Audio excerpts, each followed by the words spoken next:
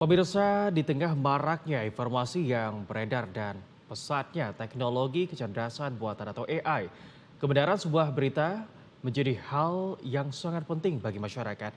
Untuk menjawab tantangan tersebut, Good News from Indonesia atau GNFI bersama Perhumas menggelar diskusi Good Talk Affair untuk membahas strategi komunikasi yang faktual dan tentunya transparan di tengah pesatnya perkembangan teknologi saat ini.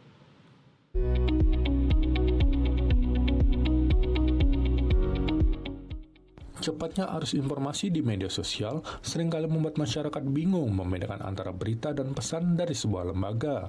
Oleh karena itu, kerjasama antara humas dan jurnalis sangat dibutuhkan untuk menciptakan informasi yang sehat.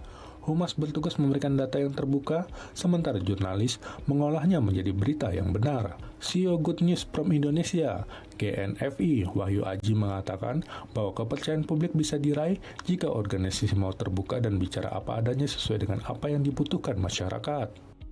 Kredibilitas itu adalah dengan caranya organisasi atau instansi itu terbuka dan transparan dan menyampaikan pesan dengan bahasa publik.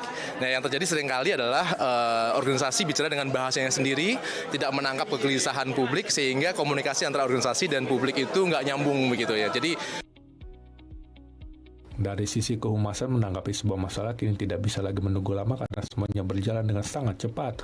Wakil Ketua Umum Perhumas, Hafiz Gautama menilai bahwa institusi tetap membutuhkan media konvensional sebagai sumber yang terpercaya, di samping tetap aktif di media sosial. Itu kan semuanya tergantung bagaimana perusahaan tersebut, organisasi, kalau dari kami praktisi kehumasan dilihat oleh publiknya, ya. Bagaimana kami bermitra dengan mitra-mitra dari media, stakeholders, grup yang lain. Nah, melahirkan konten-konten atau berita atau apapun itu yang tidak hanya relevan, tetapi juga kredibel. Jadi etika ini memiliki peran yang penting untuk menjaga kredibilitas. Meskipun saling bekerja sama, tugas jurnalis harus tetap independen dan tidak boleh memihak. Oleh karena itu, anggota Dewan Pers Serta Niken Widya Stuti mengingatkan bahwa setiap berita harus melewati proses cek dan dicek agar tidak ada informasi yang salah.